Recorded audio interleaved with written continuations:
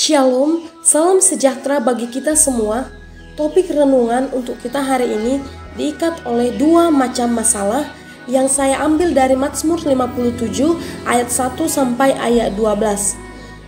Saya akan membacakan Mazmur 57 ayat 8 yang berisi, "Hatiku siap ya Allah, hatiku siap, aku mau menyanyi, aku mau bermazmur."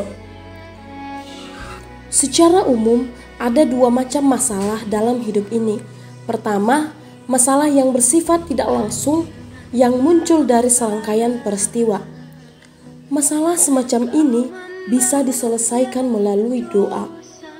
Kedua, yang bersifat lebih personal, penderitaan yang disebabkan oleh proses disakiti, direndahkan, atau dipermalukan oleh orang lain. Perasaan tersakiti seperti itu ataupun penghinaan dari orang lain tampaknya tidak dapat diselesaikan hanya melalui doa saja. Tapi kita pun harus bertindak dan membuka hati untuk melepaskan pengampunan kepada orang-orang yang menyakiti kita. Jika tidak, sampai kapanpun kita akan tetap merasa terluka, benci, marah, dendam, dan pahit hati. Dan itu tidak berkenan kepada Tuhan dan menjadi penghalang bagi doa-doa kita. Alkitab menegaskan, segala kepahitan, kegeraman, kemarahan, pertikaian, dan fitnah hendaklah dibuang dari antara kamu, demikian pula segala kejahatan. Efesus 4 ayat 31. Bahkan firman Tuhan keras menyatakan bahwa jika kita tidak mengampuni orang lain yang bersalah kepada kita, maka Tuhan pun tidak akan mengampuni kita. Matius 6 ayat 15. Selain itu, kita juga harus memaksa jiwa kita untuk memuji-muji Tuhan seperti yang dilakukan oleh Daud. "Mengapa engkau tertekan, hai jiwaku, dan gelisah dalam diriku? Berharaplah kepada Allah, sebab aku akan bersyukur lagi kepadanya, penolongku dan Allahku." Mazmur 42 ayat 6. Kita akan dipulihkan jika kita senantiasa memuji-muji Tuhan dan bersukacita.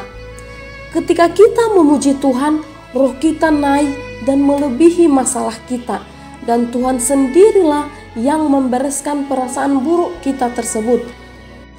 Dikatakan, Ia menyembuhkan orang-orang yang patah hati dan membalut luka-luka mereka. Mazmur 147 ayat 3. Ketika perasaan kita tersakiti, jangan sampai kita membiarkan roh kita putus asa. Kita harus mengatasi semua perasaan buruk dan memuji Tuhan. Jangan beri kesempatan kepada iblis untuk menguasai hati kita.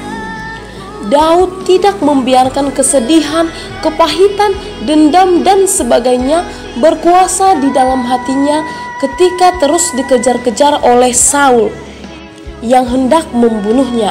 Bahkan meski beberapa kali ia beroleh kesempatan untuk membalaskan dendamnya terhadap Saul, Daud tidak melakukannya. Dan ketika mendengar kabar tentang kematian Saul pun, Daud sama sekali tidak bersukacita.